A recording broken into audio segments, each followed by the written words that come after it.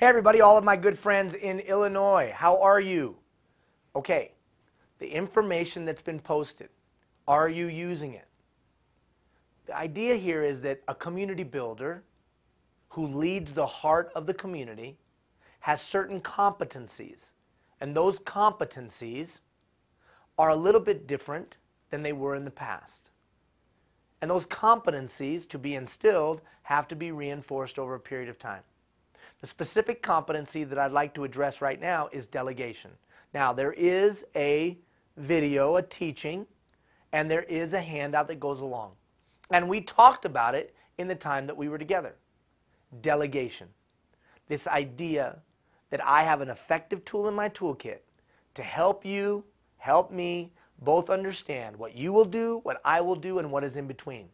And it's all based on proficiency. Those areas where someone is proficient, I let them go do. Those areas where they need some guidance and some assistance because they lack proficiency, I'm here to support. And then the things in between are defined as well. Why is that so critical? Because in today's day and age, people don't want to be micromanaged. In today's user-driven society, people want to be able to have a say. They want to be able to have some self-reliance. They want to be able to have some sense of self-determination. Almost every institution that they interface with gives them some level of self-determination. So in the workplace, we must do the same. Now, I'm not just talking about paid staff or seasonal staff. I'm also talking about volunteers. So have you sat down and done the delegation matrix? Okay, how about motivation? What is that that moves another human being into action? A system, systems thinking, a system for moving others into action. Have you taken a look at that video? And what are you doing with that? Or how about implementing change? That mastering the power of change video. Do you have a process for implementing change? Now, there's more information on this website than you could possibly utilize, possibly, in a short period of time. That's why this web page isn't going down. So systematically, you should go through the information. Maybe you take one video at a time for a week or 2 weeks, and then contemplate it. Think about it. Think about how you would utilize it. There's a poem by Helen Keller. It goes like this. I am only one, but I am one. I can't do everything, but I can do something. That which I can do, I ought to do, and that which I ought to do, I will do. Look, you can't take it all on. You can't fix every situation. We open up the newspaper, we turn on the TV, we listen to the radio, we see the horrific and tragic things that are happening in our society, and it's overwhelming. What could I possibly do about that? And yet the blind, deaf, mute, Helen Keller put a comma and said, but I am one. You can't fix the whole big bad world, but you can handle your little corner. I can't do everything, but I can do something.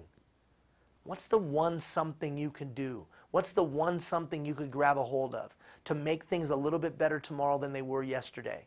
Grab that. Don't worry about it all. Just grab that one thing you could do. Can't do everything, but I could do something. That which I can do, I ought to do. Responsibility. So you don't have a responsibility to fix the whole world, but how about just your little corner of it? And that responsibility you take deep to your heart. And then that responsibility translates into the last line. That which I can do, I ought to do, and that which I ought to do, I will do. Commit. So I don't need to commit to fixing the whole world. I just need to commit to doing the thing I can do. And then the world's a better place. And then the cumulative effect of all of us doing that is the world's really a better place. Macro change happens on a micro level, and it begins with you. You have significant talent, significant ability, significant capacity. And as you start to deploy your capacity and your human capital, you act as a catalyst to the deployment of the human capital of those around you. Well, but their attitudes and they're this and they're that. The only way their attitudes will shift is as you build trusting relationships with them to expand your sphere of influence. We also talked about that in our time together. So that's how I'm going to affect change. First, I'm going to take ownership. I'm going to follow the 10-foot rule. And then I'm going to build trusting relationships with those around me. And then I'm going to influence them to go in that direction as well. And the cumulative effect of that is the world will be a better place to live. And if you don't believe that that is true, then go back to the first thing I said when we were together. Do you believe tomorrow can be better than it was yesterday? Because that's where all fundamental change starts. That is the genesis of tomorrow being better than it was yesterday, you believing that it could be. Make no mistake, you touch every citizen from cradle to grave.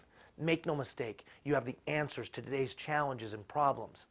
Proactively taking care of them through recreation, parks, arts, culture, heritage, the quality of life sector. Make a significant difference in people's lives. But do you believe it? And are you evangelizing that message to those around you, not only in your words, but in your actions and your deeds? Now more than ever, we need you on the front lines making a difference. Thank you. I'll have one last little message right before Christmas, and we'll talk to you soon. Bye-bye.